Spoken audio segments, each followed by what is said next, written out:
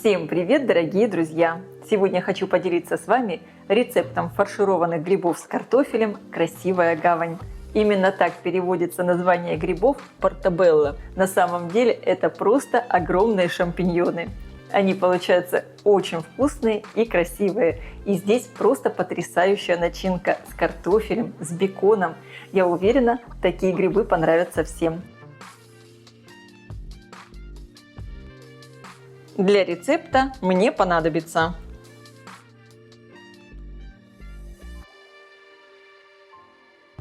картофель порежу небольшими кубиками и поставлю отвариваться. Очень часто мы картофель фаршируем грибами, а сегодня все наоборот. Грибы фаршируем картофелем. Воду немного солю и отправляю картофель вариться. И сейчас подготовлю грибы. Сегодня для моего рецепта я использую грибы, которые называются портабелло, что в переводе с итальянского означает «красивая гавань». Эти грибы – это шампиньоны, только более зрелой формы. Их выращивают специально, чтобы они были вот такими большими. Если у шампиньонов шапочка, получается, должна быть закрытая, то у грибов портабелло шапочка, наоборот, должна быть вот такая открытая. И они должны быть вот такими большими. Эти грибы ни в коем случае не надо замачивать в воде, так как они очень сильно ее впитывают. Сейчас я аккуратно срезаю ножку. Теперь беру салфетку. Салфетку немного окунаю в воду. И вот таким образом салфеткой можно гриб почистить. Если он, конечно, очень сильно грязный, то тогда его надо помыть быстро-быстро и потом обсушить бумажным полотенцем. А сейчас просто влажной салфеточкой его вот так вот протираем. Конечно, я знаю, что такие грибы довольно трудно купить. Я тоже купила их по случаю. Если вы не нашли такие грибы, не надо расстраиваться. Вы можете просто использовать большие шампиньоны. Просто блюдо будет чуть более меньшего размера. На порцию вам надо будет подавать не один такой гриб фаршированный, а несколько. Вот здесь вот также я беру ложкой, делаю больше углубления, снимаю вот эту часть. Вот эти перегородки, которые находятся под шляпкой, очень рекомендую удалить. Они абсолютно не нужны, и здесь может накапливаться грязь. У меня останется только мякоть. Чистим аккуратно, чтобы, конечно, не повредить гриб. Вот таким образом гриб у меня уже подготовлен. Безусловно, ножки гриба не выбрасываем. Их будем обжаривать. Их также вот так слегка чищу. Если ножки грязные, обязательно, конечно, их тогда помойте. Но тоже быстро доставайте из воды и обсушивайте бумажными полотенцами. Итак, я подготавливаю все грибы. Для моего рецепта, для фарширования я буду использовать 5 грибов, а 1 гриб я буду добавлять в начинку. Буду его обжаривать. Кстати, эти грибы очень часто используют в вегетарианской кухне вместо мяса. Они такие получаются очень сытные. Подготовленные грибы я переложила на противень, который я выстелила пергаментной бумагой. И также все грибы надо обязательно смазать растительным маслом. Тогда они будут хорошо поджариваться и у них будет красивый вид. Я использую оливковое масло, можно использовать любое растительное масло. Промазываем всю шляпку. Внутри можно не промазывать. Я подготовила шляпки, которые буду фаршировать. И также 1 гриб я просто порежу для начинки. Режу ножки и оставшуюся шляпку мелкими кубиками.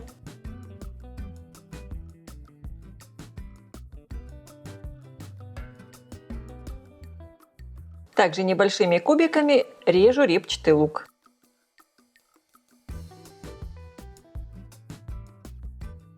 Также порежу 2 зубчика чеснока. Я включила разогреваться сковородку и отправляю на нее обжариваться бекон. Обжариваю на сухой сковороде. Мне надо, чтобы из бекона вытопился жир. Буквально пара минут бекон обжарился, и я его снимаю на тарелку с бумажными полотенцами. А на сковородку я отправляю обжариваться чеснок и лук. Обжариваю до легкого золотистого цвета. Теперь добавляю грибы, также их обжариваю. Вот эти грибы, они получаются такие довольно сухие и не пускают много влаги. Конечно, для начинки вы можете использовать и просто обычные шампиньоны. У меня есть веточки тимьяна, я просто оборву листики, чтобы был такой аромат. Грибы с луком немного солю и добавляю черный перец. Снимаю сковородку с плиты. Грибы с луком перекладываю в тарелку. Добавляю отваренный картофель. Хорошо стряхиваю воду. Мелко порежу обжаренный бекон.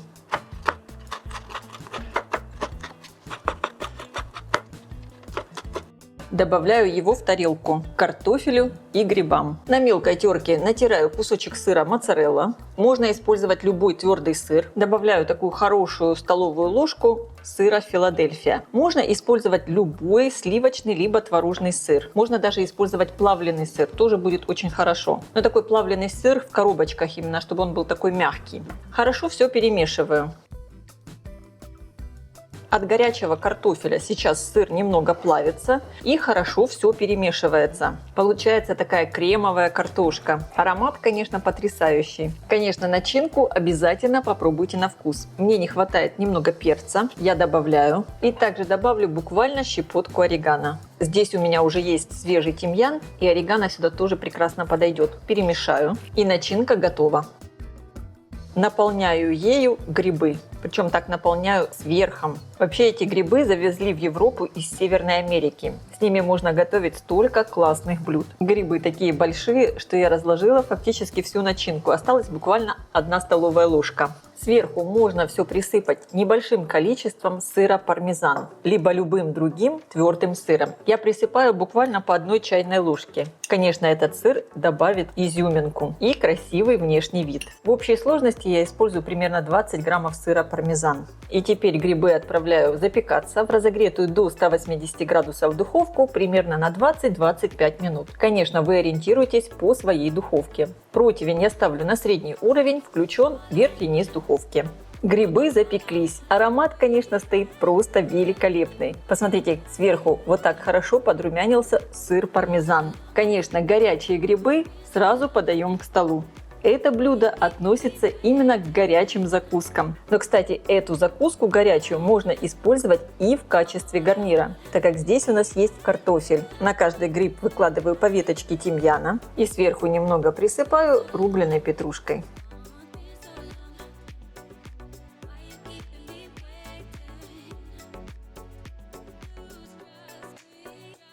Друзья, если у вас есть возможность купить такие грибы, обязательно приготовьте это блюдо. Оно очень вкусное и выглядит эффектно.